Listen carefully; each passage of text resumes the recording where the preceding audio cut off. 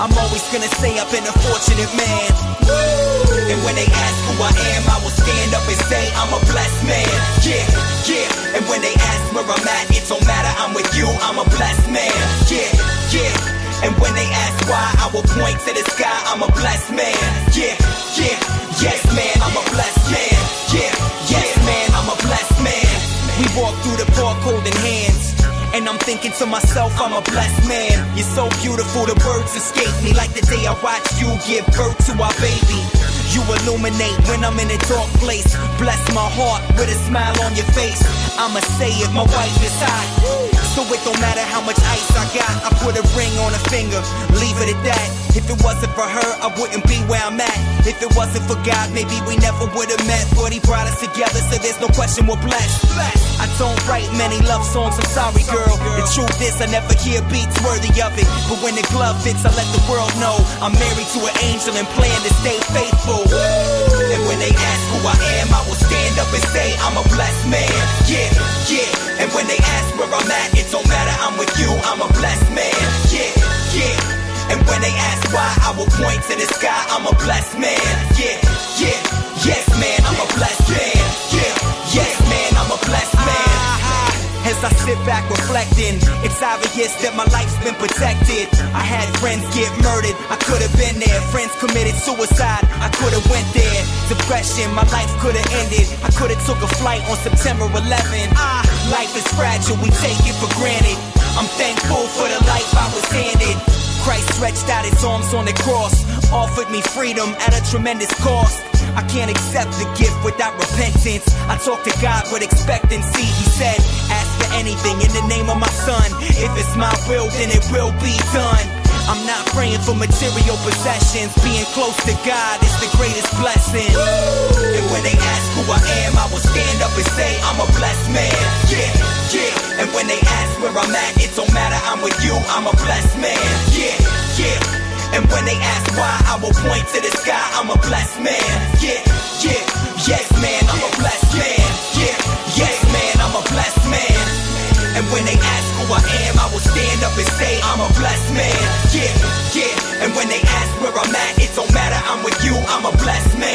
Yeah, yeah. And when they ask why, I will point to the sky, I'm a blessed man.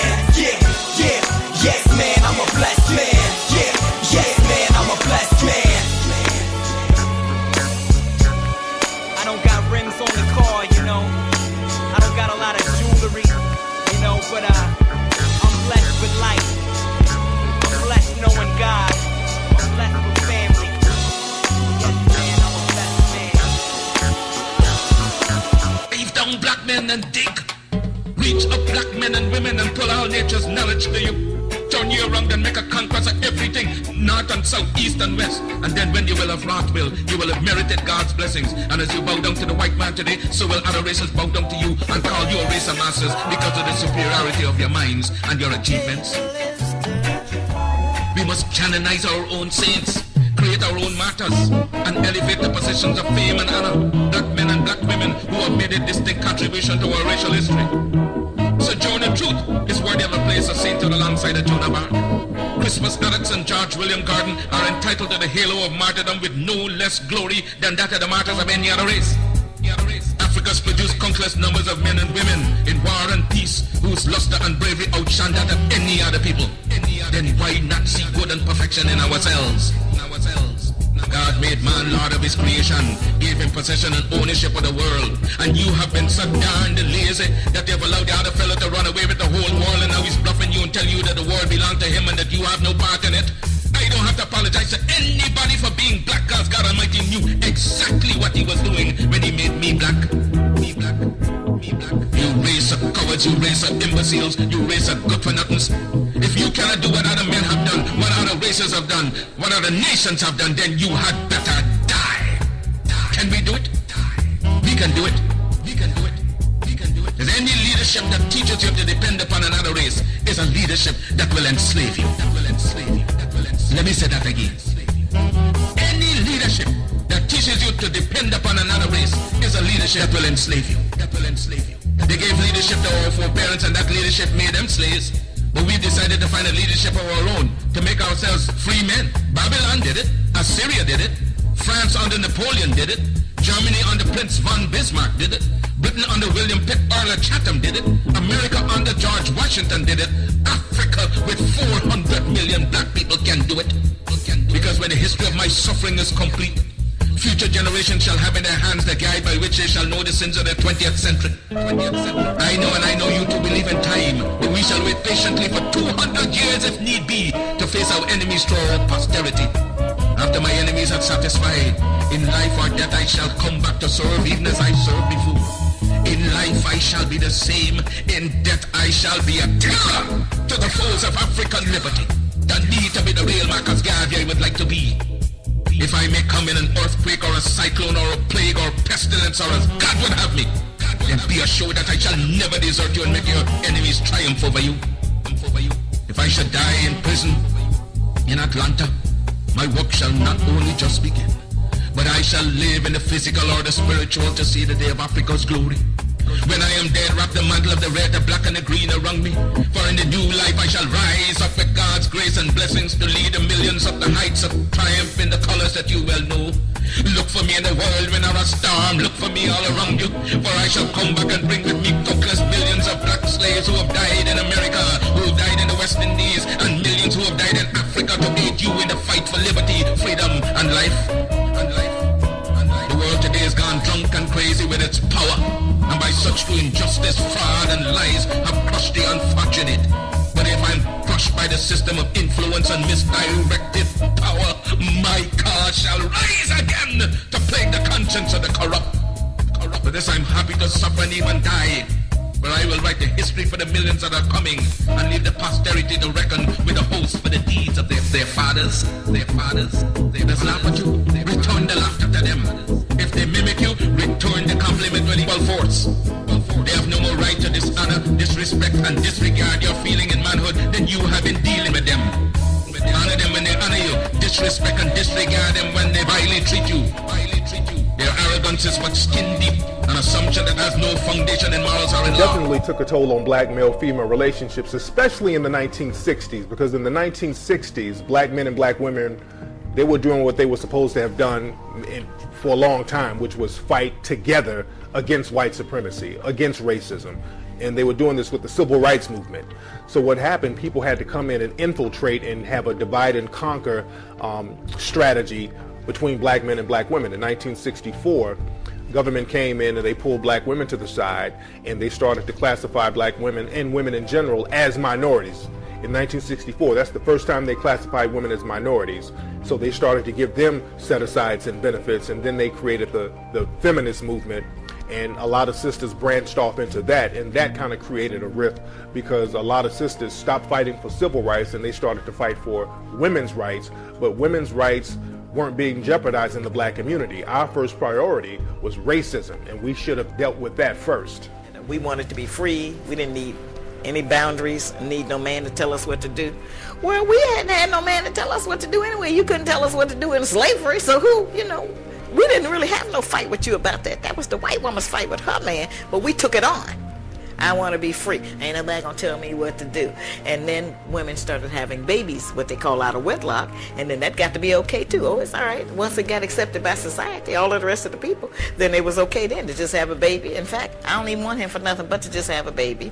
And then we started saying, oh, I'm gonna be the mother and the father. All kind of nonsense. And so what happened was that movement, and there never was a sisterhood in the women's liberation movement between the black woman and the white woman. Because you have to understand, in the tactic of the art of war, when you want to destroy a stronger enemy, you have to get rid of the cultural perspective of authority. So what do? You have to destroy the man in the society. And that's exactly what they did. I talk about this in my book. You have to destroy the masculine principle, which is the head of the family.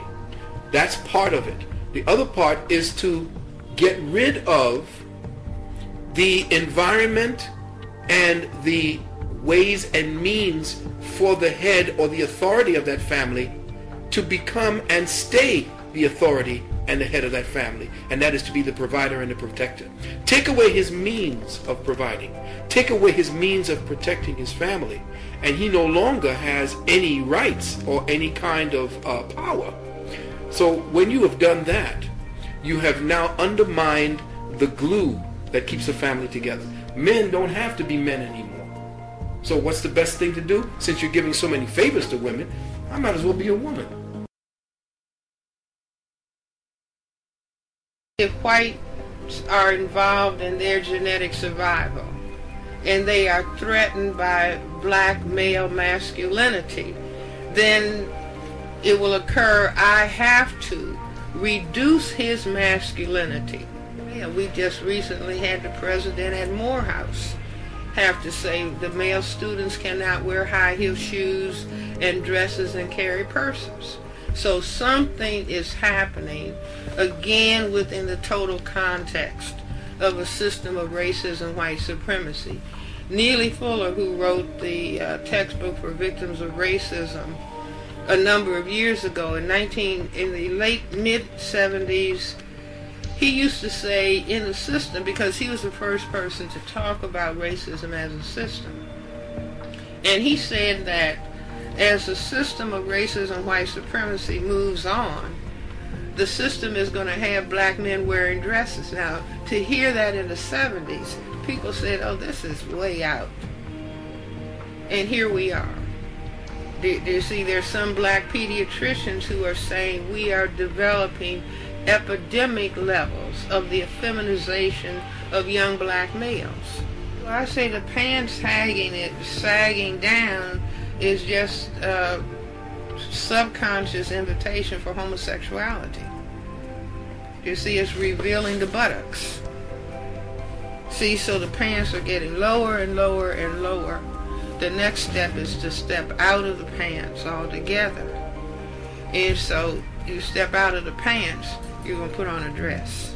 The effeminization is an essential ingredient of white genetic survival, and the only thing that can prevent it is black people becoming conscious or becoming determined that this is not going to happen to them, because if the black men are destroyed, then the black people are gone, and we have the state of genocide. It's like when I see that they put every black man in the movies in a dress at some point in their career, I'll be connecting them down like, why all these brothers gotta wear a dress? This happened to me. I'm doing a movie with Martin. Yeah. The movie's going good. So I walk in a trailer. I'm like, man, this must be the wrong trailer because there's a dress in here. They come in. The writer comes in. I think he's the writer. He's like, Dave, listen, we got this hilarious scene where Martin's sneaking out of jail. So he disguises you as a prostitute. And he put this dress on. And, what? A prostitute? Nah, I'm not doing that. I don't feel comfortable with that. That should have been in the discussion. What? You don't feel comfortable with it? I mean, it's a hilarious bit. All the greats have done it. So, well, if all the greats have done it, it's kind of hacky, right? You're right. So why don't we just not do it? Because I don't feel comfortable wearing a dress. Oh, come on, Dave. Listen, we got it all set up. We're supposed to shoot. Every minute you waste costs this much money. You know, the pressure comes in. He said, I'm not wearing no dress, man. I'm funnier than a dress. Just give me something funny to say. I don't need to wear no dress to be funny. What am I, Milton Berle? You know, we're going like this. And then finally he's like, and he leaves. And then, like, the director comes, Dave, it really would be great if you wear the dress. What is wrong? What is this, Brokeback Mountain in here? So then, wear the dress. I don't want to wear the dress. I want to wear this dress. You know what I mean? This is, oh, gosh, this guy's so difficult. They leave. Now the producers comes, come on, David, would be so great. I mean, and then I started thinking about it. All the comics that I've seen, man, you know, strong brothers, why are they putting us in these dresses? But the minute it was clear, I was adamant, I'm not wearing a dress. I'm not wearing the dress. All right, fine. Think of something else. Guy comes back 10 minutes later, the whole new scene. Damn, how did you write the scene so fast? You know, it's like, so you got to take a stand.